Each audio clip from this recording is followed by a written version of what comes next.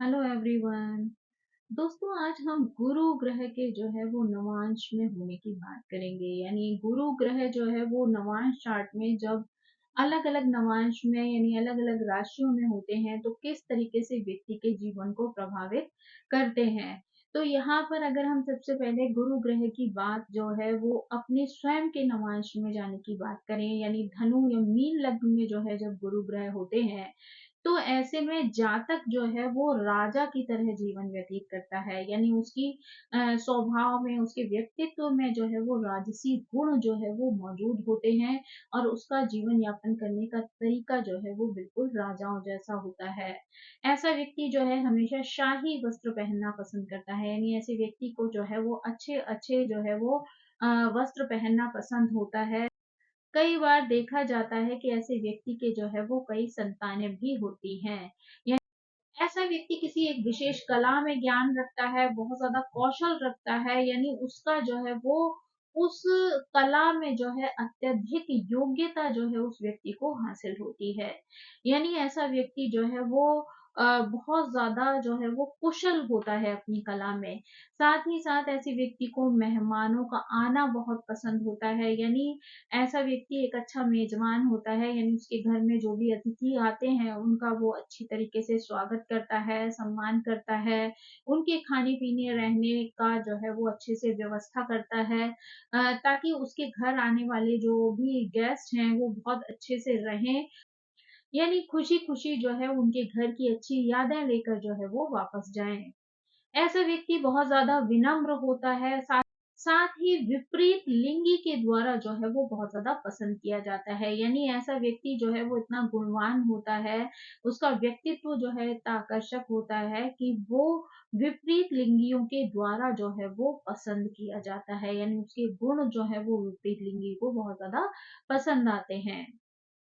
गुरु जब सूर्य के नवांश में यानी सिंह राशि में होते हैं तो ऐसा व्यक्ति जो है वो सेवक जैसा जो है वो व्यवहार करता है। यानी ऐसा व्यक्ति जो है वो दूसरों के लिए जो है वो कार्य करने के लिए हमेशा प्रेरित रहता है। साथ ही ऐसा व्यक्ति एक अच्छा सलाहकार बनता है। यानी दूसरों को ये अच्छी गाइडेंस दे सकता है, सही उसका मार्गदर्शन कर सकता है। साथ ही कई बार ऐसा भी देखा जाता है कि ऐसे व्यक्ति जो है वो पापपूर्ण या दुष्ट कर्म जो है वो करने की तरफ जो है वो प्रेरित हो जाते हैं। यानी अगर ज़रा-सा भी जो है वो कोई गलत प्रभाव उनके ऊपर पड़ जाए, पापपूर्ण दृष्टि पड़ जाए, तो ऐसे में व्यक्ति जो है वो दुष्ट कर्म करने की ओर जो है वो प्रेरित हो जाता है। पर ऐसे व्यक्ति के अंदर धन और शारीरिक ऊर्जा की कमी भी देखी जा सकती है। यानी ऐसे व्यक्ति के अंदर जो है वो शारीरिक कमज़ोरी जो है वो देखी जाती है, साथ ही साथ धन की कमी भी जो है वो देखी जा सकती है। गुरु जब शुक्र के जो है वो नवांश में होते हैं, यानी वृषभ या तुला राशि में जो है वो मौजूद होते हैं, तो ऐसे में व्यक्ति हमेशा जो है वो प्रसन्न रहने वाला होता है। यानी उसको जो है वो खुश रहना पसंद भी होता है और वो दूसरों को भी प्रसन्न रखने का प्रयास करता है। साथ ही कार्य क्षेत्र में भी जो है वो अपनी प्रतिभा, अपना कौशल जो है वो दिखाता है। यानी उसके अंदर जो कला होती है, उसका भी जो है वो प्रदर्शन करता है। ऐसा व्यक्ति जो है वो बहुत फेमस हो सकता है। यानी कि अपने कार्यों की वजह से, अपनी क्रिएटिविटी की वजह से जो है ऐसा व्यक्ति जो है वो काफ़ी फेमस हो सकता है।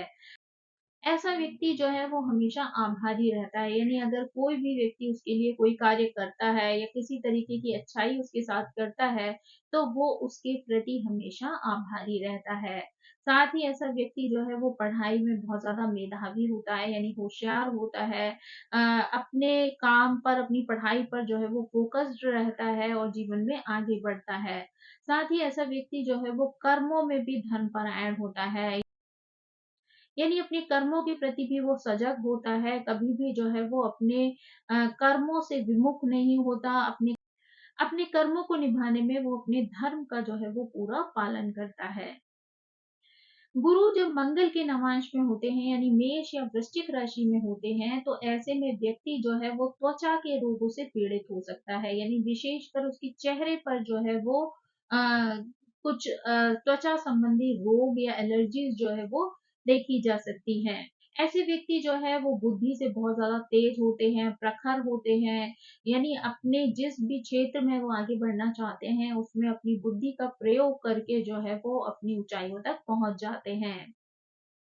लेकिन कई बार देखा जाता है कि ऐसे व्यक्ति अपनी उस बुद्धि का प्रयोग जो है वो पापपूर्ण कार्यों के लिए भी कर बैठते हैं। इसी वजह से जो है वो उनको मान-सम्मान की हानि जो है वो पहुँच सकती है, साथ ही उनका धन भी जो है वो आय से अधिक व्यय हो सकता है। तो उनको यहाँ पर जो है वो थोड़ा-सा ध्यान रखने की आवश्यकता है। यानी वो जो भी कार्य चुने वो अपनी बुद्धिमत्ता के आधार पर चुने, ताकि वो किसी गलत कार्य में संलग्न ना हो जाएँ और उनका मान-सम्मान या धन जो है वो उन चीज़ों के लिए जो है वो नष्ट ना हो जाए। गुरु जब शनि के नवांश में होते हैं, यानी मकर या कुंभ राशि में होते हैं, तो ऐसा व्यक्ति जो है वो नेत्र के रोगों से जो है वो ग्रसित हो सकता है। साथ ही कई बार भ्रष्ट हो सकता है, धन संचय में जो है वो संघर्ष कर सकता है। यानी कई बार जो है वो ऐसे गलत कार्यों से जुड़ जाता है, जहाँ पर उसको धन कमाने में या धन को संचित रखने में जो है वो काफ़ी मुश्किलों का सामना जो है वो करना पड़ता है। ऐसे व्यक्ति के अंदर कई बार शारीरिक ऊर्जा की जो है वो कमी देखी जा सकती है, यानी कई बार इसके अंदर एनर्जी की जो है वो बहुत ज़्यादा कमी होती है। साथ ही प्रशासन के द्वारा भी ये कई बार परेशान किया जा सकता है, यानी प्रशासन से भी इसको कई तरीके के प्रॉब्लम्स जो है वो फेस करने पड़ सकते हैं। गुरु जब चंद्र के नवांश में यानी कर्क राशि में होते हैं, तो यहाँ पर अगर ये पीड़ित नहीं है, तो ऐसा जातक जो है वो बहुत अच्छा मेज़बान हो सकता है। आध्यात्मिक और धार्मिक विषयों में उसको ज्ञान की प्राप्ति हो सकती है, यानी ऐसा व्यक्ति का इंटरेस्ट जो है वो आध्यात्म में हो सकता है, धर्म से जुड़े हुए कार्यों में हो सकता है। साथ ही जीवन के किसी चरण में उनका गंभीर जो है वो अभ्यास करते हैं, यानी ऐसी स्थिति आती है कि जीवन का कोई ना कोई एक ऐसा चरण होता है जहाँ ये बहुत ज़्यादा आध्यात्मिक हो जाते हैं या बहुत ज़्यादा जो है वो धर्म से जुड़ जाते हैं। दुखद परिस्थितियों में भी ये लोग सौभाग्यशाली होते हैं, यानी अगर कोई कष्ट या परेशानी इनके जीवन में आती है, तो उसमें भी जो है इन्हें किसी न किसी लाभ की प्राप्ति होती है, यानी कोई ना कोई चीज़ जो है वो इनके लिए पॉज़िटिवली जो है वो सामने आ जाती है। ऐसा व्यक्ति जो है वो बहुत सारे लोगों को प्रिय होता है, यानी लोग जो है वो इसके व्यवहार, इसके आचरण की वजह से इससे प्रेम भी करते हैं, इसका सम्मान करते हैं और इसका अनुसरण भी करते हैं। गुरु जो है जब बुध के नवांश में होते हैं, यानी मिथुन या कन्या राशि में होते हैं, तो ऐसे में व्यक्ति जो है वो बहुत ज़्यादा दयालु होता है, धनवान होता है, धन परायण होता है।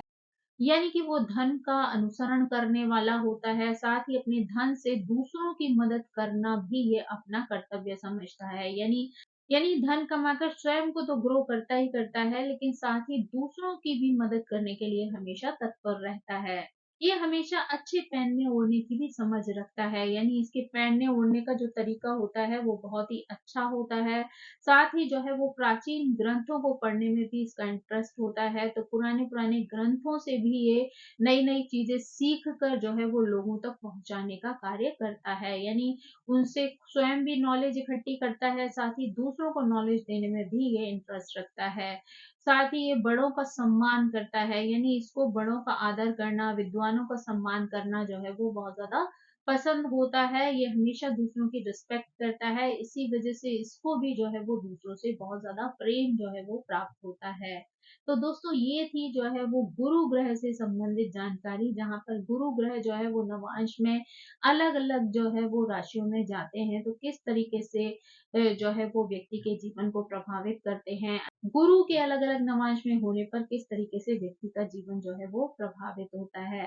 आई होप ये जानकारी जो है वो आपको पसंद आई होगी। Thank you so much. मेरी आप सभी से रिक्वेस्ट है कि प्लीज़ मेरे चैनल को सब्सक्राइब करें, लाइक करें, शेयर करें और कमेंट करके इसी तरह मुझे प्रेरित करते रहें। So thank you so much. Bye.